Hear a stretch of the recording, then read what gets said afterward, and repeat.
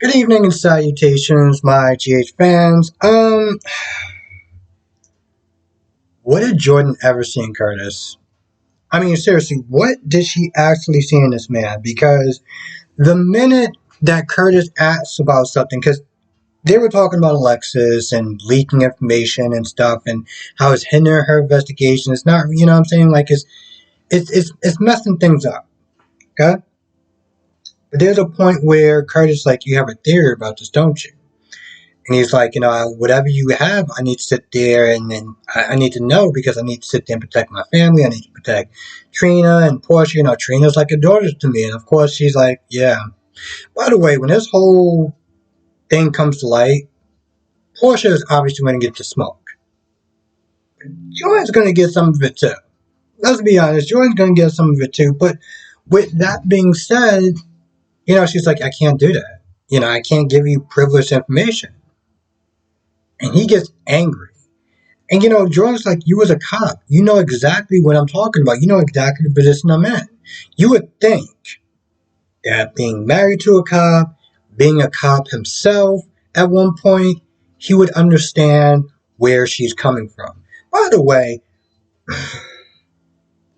you're going to sit there and invite this woman to your wedding. After the minute that Portia came into town, you practically could not wait to get away from Jordan. No counseling or anything like that. Just go straight to Portia. So you left her to be with another woman, and you have the audacity to sit there and invite Jordan to your wedding. Like,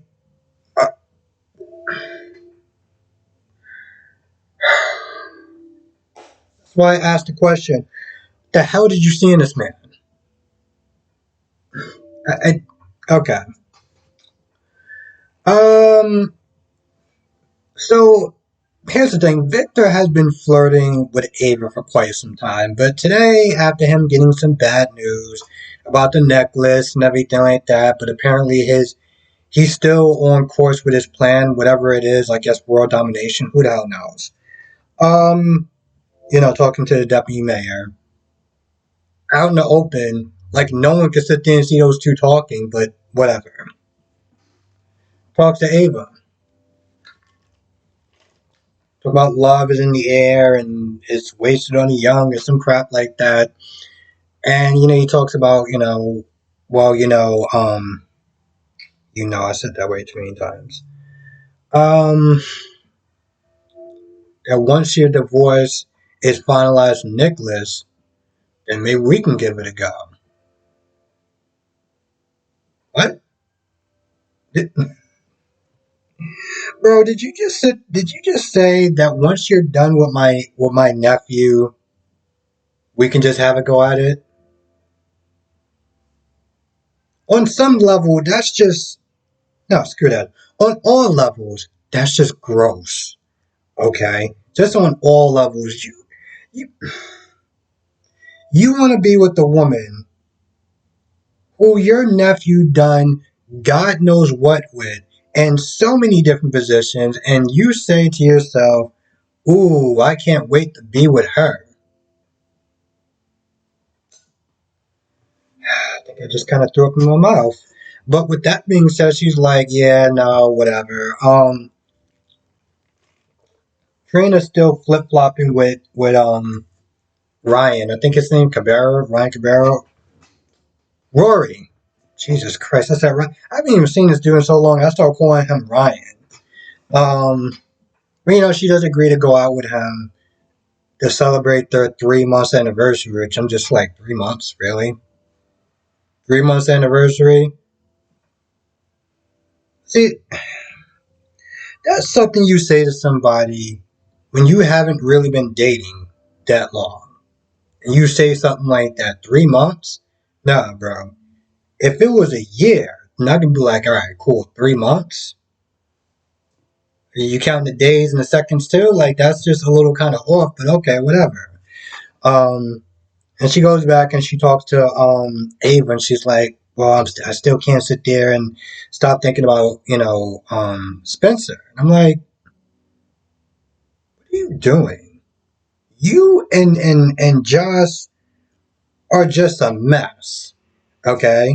Y'all got good dudes in your life, and you're just like, I want to go with the guy who practically vapored my entire life the minute I laid eyes on him.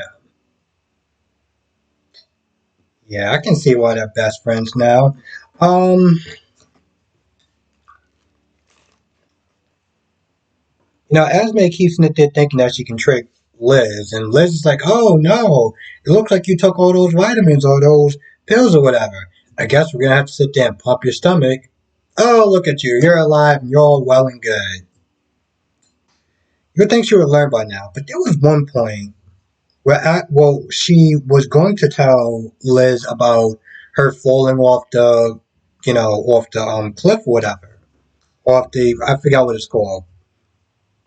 But of course, Nick is like, hey, you need to give her some more vitamins or whatever. Seeing how she took one, she seemed like she's starting to care. Let's not wreck this train. Um, so Liz leaves, and you know, I was about to call her a real name. Esme Smith to talk about this Christmas tree, how she wants to sit there and go, chopping down for a tree or whatever, and she makes this story that's so convincing that I'm not gonna lie, I actually believed her. I don't know how much of that story was true. I don't think any of it was true, but um, it was actually kind of convincing. I was like, is she showing a hint of emotion? I remember writing that down, and towards the end, she's thinking about Ryan, and I was like, oh, wow. I feel gullible. Um, Finn is not there talking to. I'm still sitting there thinking about the other Finn. So Finn is not there talking to Alexis about Liz and um, talking about his wife, Jeff Weber, just doing a thing back in the day.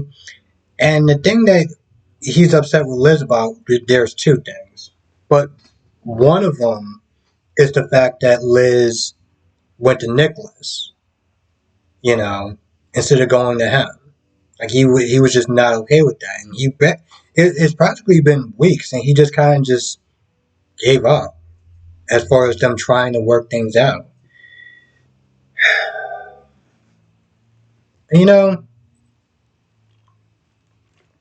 at first I was like, "Wow, bro, weeks? Like you didn't even bother to like reach out or anything?" But then I'm just like,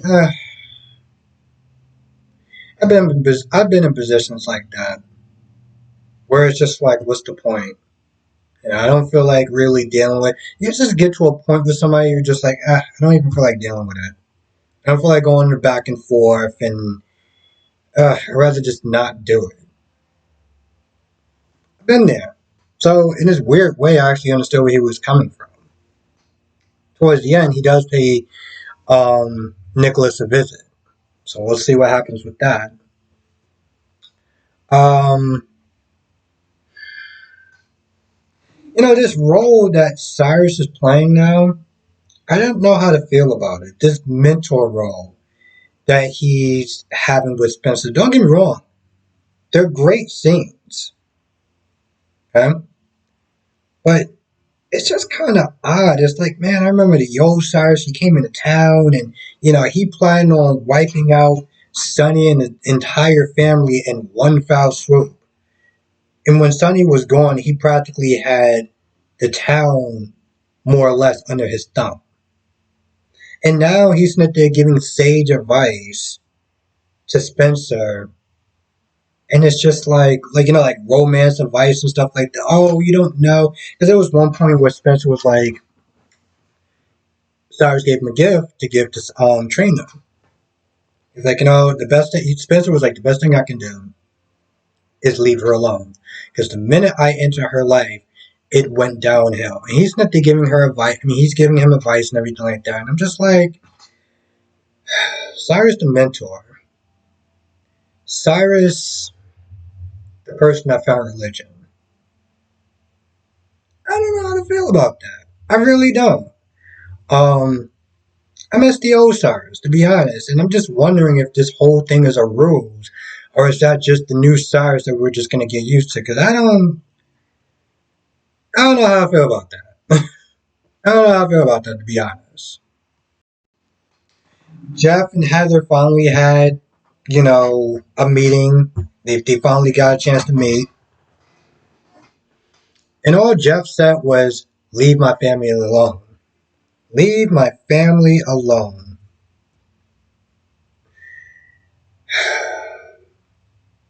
For a guy who practically left his daughter with his wife and left the most important parts of her life, just, oh, we're saving the world. To come in there, and even Heather was like, wow, you got some, wow, bro, really? Even Heather was like, you haven't been there for Liz in years. You come in here talking about leave my grandson alone and leave this person alone. Um, oh yeah, have you visited Steve lately? Like, when the crazy chick is actually making sense, there's an imbalance in this whole scene. It's just like, bro, how can you not say that and not just, I don't know, burst into flames or something? Anyway, he does little threats or whatever. He's like, stay away from my family. It's like, bro, you stayed away from your family for years. Go away. So he does leave. He turns around, he sees Ryan, and Heather talks to Ryan real quick and walks away. And I mean, it seems like it's a really cool gig for the most part because as far as the actor, when he's not playing Kevin, who he actually has to sit there and talk, he's just sitting in a chair, looking like Scrooge. That's it. That's literally what he's doing. I feel like if anyone watches this video, they'll understand that it's around Christmas time. But if you watch this video in like, I don't know, Valentine's Day, I feel like I was going somewhere with that and didn't really go anywhere. Oh, Portia. Oh, she thinks she's so slick. Oh, Marshall, let's sit there and get you on that genetic counseling again. I mean, they might have misdiagnosed you back then when Stella being there. And of course, Marshall was like, no, I'm good. I made peace with it. And that's pretty much the end of it. Oh, Portia. You wanted to sit there and find a little work around there, didn't you? That didn't work out. What's your next plan, Portia? I guess you just plan on just hoping for the best, right? Just hoping that Jordan keeps her mouth shut. Uh,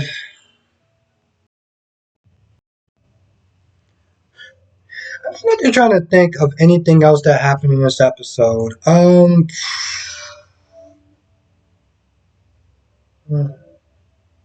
Nope, can't think of it. So with that being said, I'm gonna go. I want to thank you for watching. Be safe, and I'll see you in the next video.